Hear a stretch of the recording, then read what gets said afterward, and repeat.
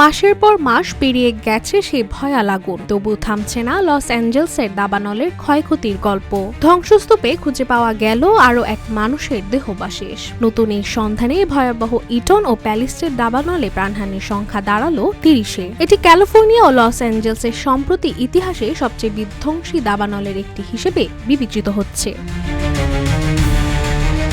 গেল জানুয়ারিতে লস অ্যাঞ্জেলসে মৌসুমি বাতাস ও চরম খরার কারণে সৃষ্টি হয় ভয়ঙ্কর দাবানল। দ্রুত ছড়িয়ে পড়া আগুন গ্রাস হয়ে নেয় হাজার হাজার ঘরবাড়ি ও অবকাঠামো। বাসিন্দাদের অনেকেই প্রাণ বাঁচাতে রাতের অন্ধকারে ঘর ছেড়ে পালিয়ে যান। সে আগুনের ধ্বংসস্তূপে কয়েক মাস পর গত বুধবার উদ্ধারকারীরা একটি মানুষের দেহাবশেষের খোঁজ পান। তাৎক্ষণিকভাবে সেটি উদ্ধার করে সংশ্লিষ্ট কর্তৃপক্ষের কাছে হস্তান্তর করা হয়। তদন্তকারীরা নিশ্চিত করেছেন এটি ইটন দাবানল নিহত একজন ব্যক্তির লাশ।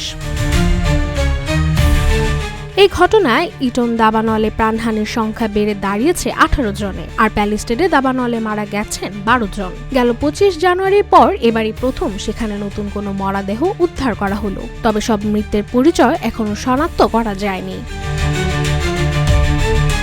এদিকে লস অ্যাঞ্জেলসের স্বাস্থ্য পরীক্ষক দপ্তর জানিয়েছে মৃতদেহের পরিচয় শনাক্ত করা একটি জটিল ও দীর্ঘমেয়াদী প্রক্রিয়া হতে যাচ্ছে। এজন্য ব্যবহার করা হচ্ছে দাঁতের রেকর্ড, ডিএনএ নমুনা এবং রেডিওগ্রাফিক চিত্র। তবে বিশেষজ্ঞরা বলছেন দাবানলে ধ্বংসস্তূপ সরিয়ে পুনর্গঠন শুরু করতে বছর কয়েক সময় লেগে যেতে পারে, আর এই অঞ্চলের প্রকৃতি ও জনজীবন আগের অবস্থায় ফিরতে আরও দীর্ঘ সময়েরও প্রয়োজন হতে পারে।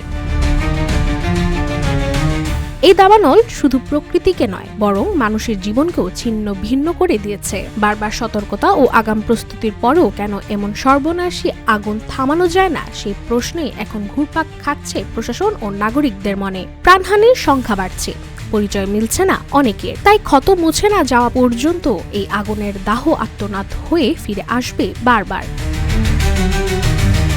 রাশিকা হোসেন, রূপালী বাংলাদেশ।